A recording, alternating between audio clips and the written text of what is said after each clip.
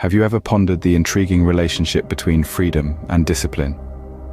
At first glance, they seem to be polar opposites.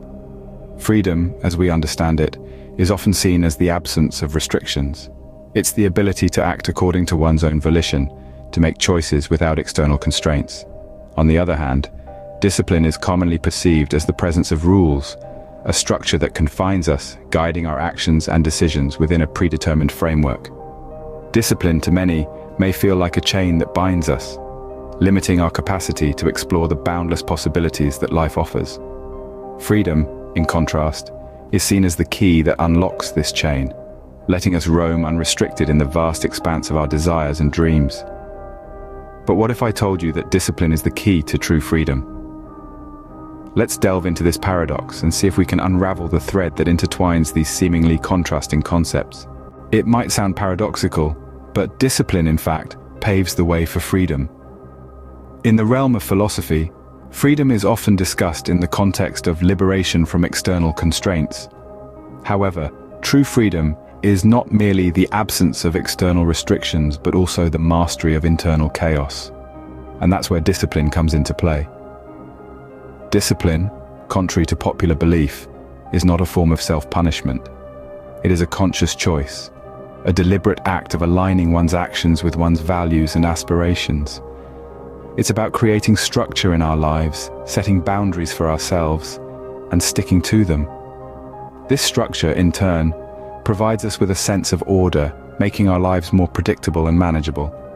But how does this lead to freedom? Well, when we are disciplined, we gain control over our actions and reactions.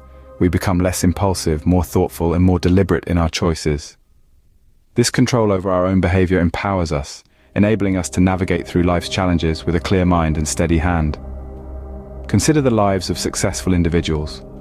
Whether they are athletes, business tycoons, artists, or scientists, one trait they all share is discipline. They set goals for themselves, devise plans to achieve these goals, and consistently follow through with their plans, regardless of the hurdles they encounter along the way. This discipline allows them to shape their lives in accordance with their vision, giving them a sense of control and, ultimately, freedom. In essence, discipline is freedom because it liberates us from the shackles of impulsivity, procrastination, and inconsistency. It frees us from the tyranny of our whims and fancies, allowing us to live consciously and purposefully. It equips us with the ability to overcome obstacles, resist temptations, and stay focused on our goals. Discipline, therefore, is not a restriction, but a tool for achieving true freedom. Let's delve deeper into the intricate relationship between discipline and freedom. It's a fascinating concept, really, one that often gets overlooked in our race towards immediate gratification. To truly understand this relationship, we must first understand the concept of mastery. Mastery is the ultimate display of discipline. It's the point where your skills are so honed, so refined, that you can execute them almost effortlessly. Think of a master pianist.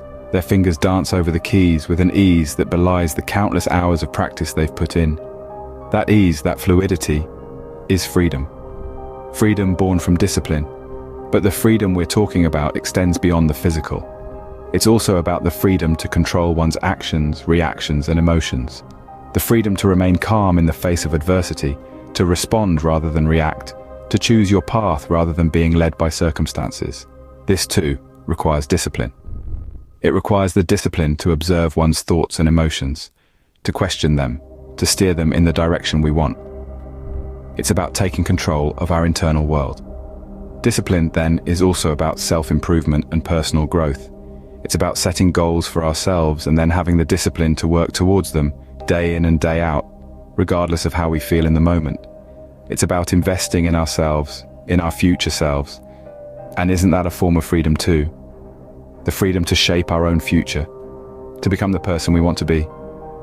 So when we talk about discipline leading to freedom, we're talking about a deep, meaningful kind of freedom. A freedom that extends beyond the surface, that permeates every aspect of our lives. It's a freedom that comes from knowing ourselves, from controlling ourselves, from improving ourselves.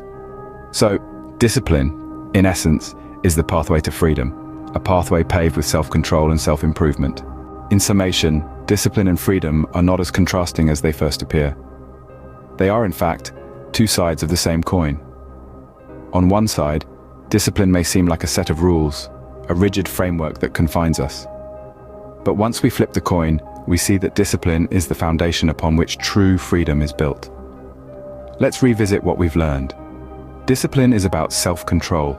It's about mastering our impulses, our desires, and our actions.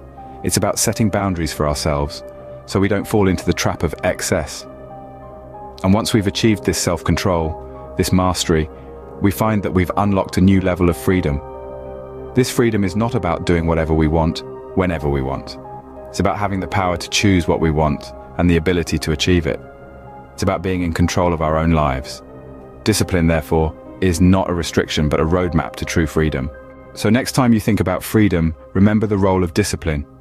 It's a paradox that's as old as time, but as vital as ever. We often see discipline as a constraint, a set of chains, but it's really a ladder, a bridge to the freedom we all seek. True freedom isn't about doing whatever you want, whenever you want. It's about having the self-control to make the choices that lead you to your goals, your dreams, your version of freedom. So ask yourself, how can you apply discipline in your life? What steps can you take that will build that bridge for you? Is it waking up an hour earlier each day to work on your novel? Is it choosing a salad over a burger for lunch? If you found this philosophical journey interesting, subscribe to our channel for more thought-provoking content. Remember, discipline is your key to freedom.